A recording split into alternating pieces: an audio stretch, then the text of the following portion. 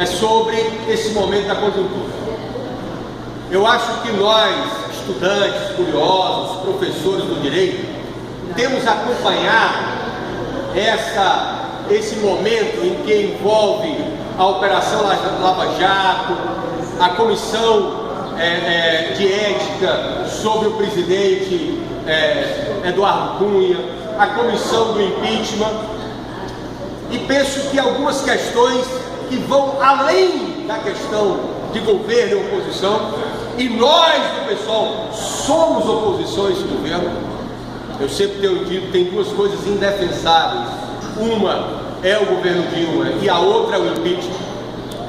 O governo Dilma, pelo que foi esse período, inclusive do ponto de vista do ajuste fiscal, que causou um dos maiores índices de desemprego da nossa história, o governo Dilma, que aprovou recentemente uma lei antiterrorismo que se impacta, que se volta contra os movimentos sociais, o governo Dilma, que nomeou Joaquim Levy e Cátia Abreu para o seu ministério, efetivamente não foi o governo cujo programa foi eleito, tá certo, nas eleições de 2014.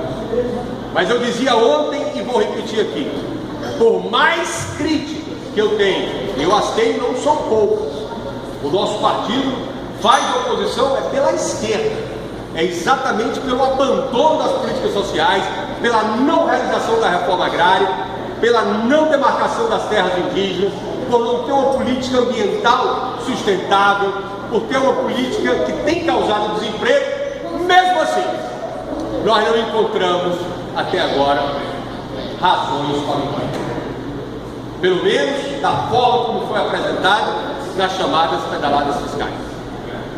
E esse processo, vejam que ironia do destino, esse processo, que é um processo legítimo, ele corre a um passo bastante acelerado e poderá, por ironia do destino, entre aspas, na verdade, por força das manobras do presidente da Câmara, Eduardo Cunha, ele chegar ao seu final antes do resultado da Comissão de Ética. Vejam a situação. A presidente da República, que tem cometido uma avalanche de erros, mas sobre a qual não pesa nenhuma investigação, poderá ser cassada, e quem assumir para convocar as eleições, o presidente de Câmara, que tem 7 inquéritos e um processo penal foi denunciado pela Procuradoria-Geral da República, a denúncia foi acolhida pelo Supremo Tribunal Federal, ser o presidente do país para convocar as eleições.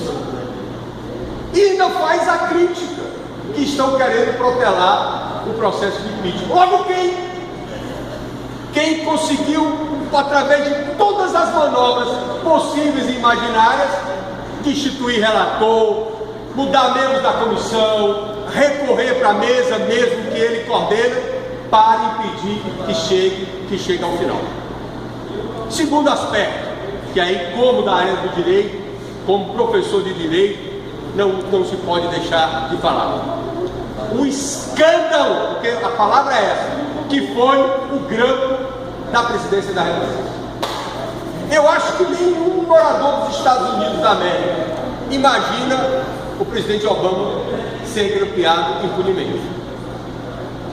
Lá seria um caso, tá certo, de crime contra a segurança nacional. Nenhum de nós imagina um grampo sobre o Putin, colocar os dois polos. Mas aqui no Brasil, um juiz de primeiro grau, que tem competência definida pela Constituição e pela lei da magistratura, grampeia a presidência da República e divulga os grampos e continua impune até agora.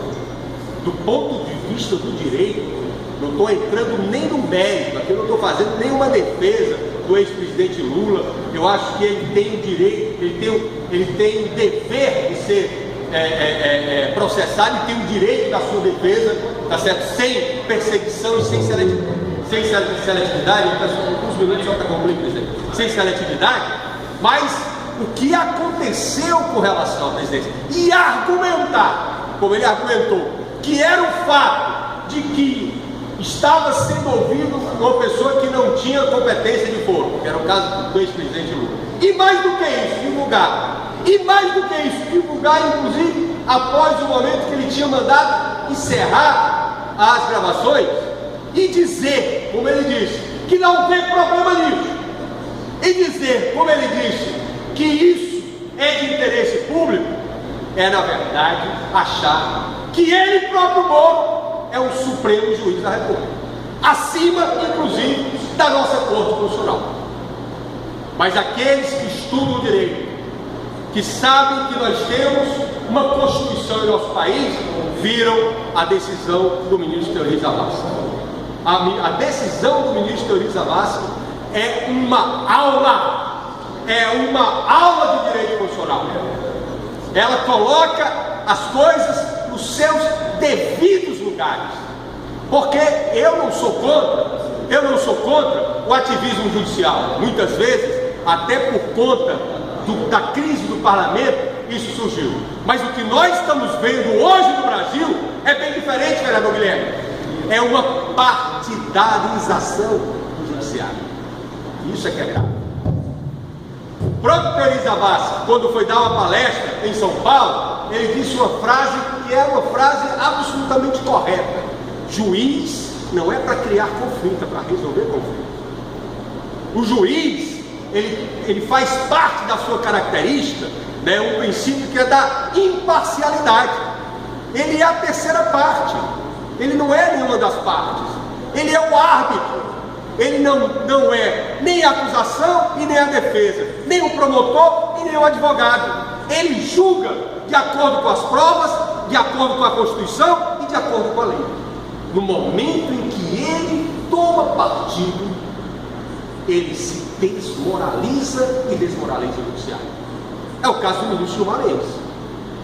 Enquanto esses ministros têm tido o recato, inclusive de não estar se pronunciando, o ministro Gilmar Mendes, que foi advogado-geral da União do ex-presidente Fernando Henrique Cardoso, que está promovendo, eu soube por uma amiga minha que mora em Portugal, um seminário de direito constitucional, cujos principais palestrantes são Aécio Neves, tá certo?